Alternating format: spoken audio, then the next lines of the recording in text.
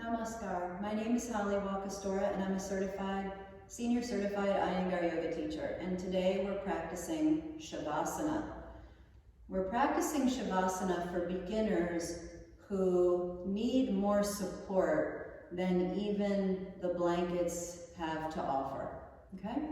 So we're going to use blocks, 2 blocks, and I want you to see how the one block is taller than the other block, right?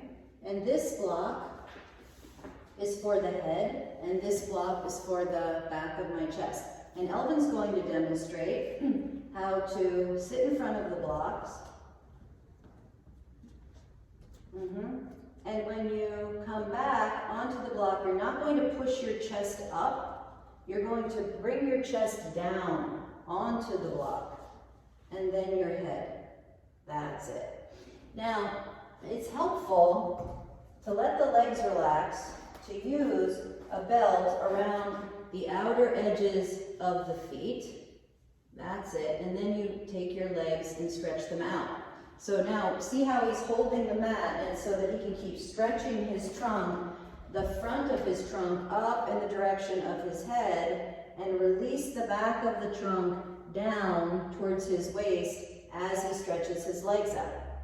Okay, and then you're going to turn your heels in towards each other. Turn your heels in towards each other. That's it. So that your big toes turn towards the little toes.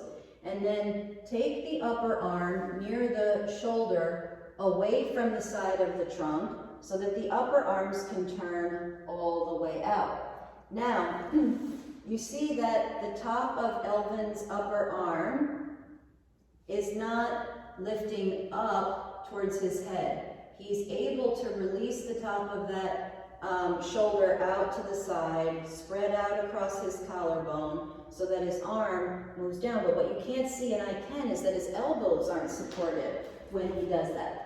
So pardon me while I move off camera for a moment and show how you can support the elbows, forearms, and wrists with a blanket. And we'll do the same thing with his other arm. What difference does that make, Elvin, when your lower arms from your elbows to your fingers are supported? It allows me to spread more the chest. To open the chest at the top, in the front, and at the back? Do you feel that you're able to release the tops of the shoulders out and away from each other even more? Even more, yes. Okay, good. Now, it's important for Savasana that the muscles of the legs, right, are lying down on the bones, and that the top of the thigh bones aren't moving towards the feet. So you have to pull the thigh bones up towards the pelvis and press the top of the thigh bones down while the muscles lie down on the bones.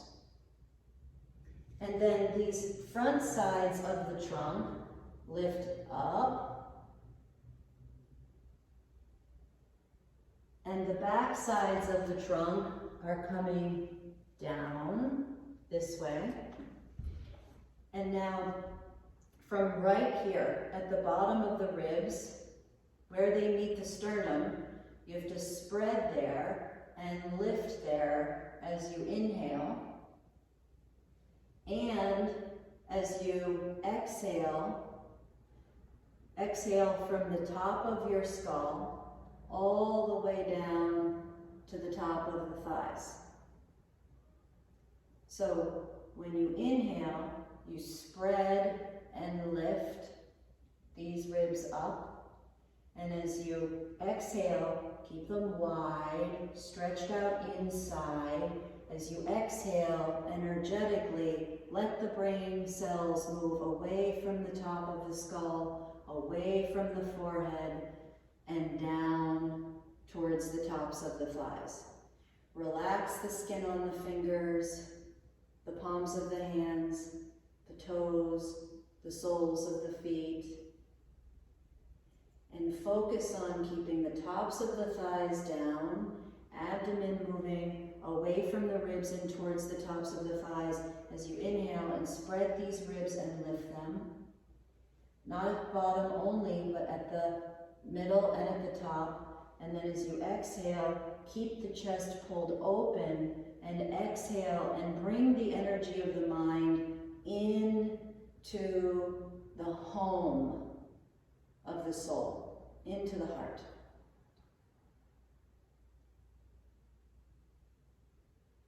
Thank you very much for your practice and your presence.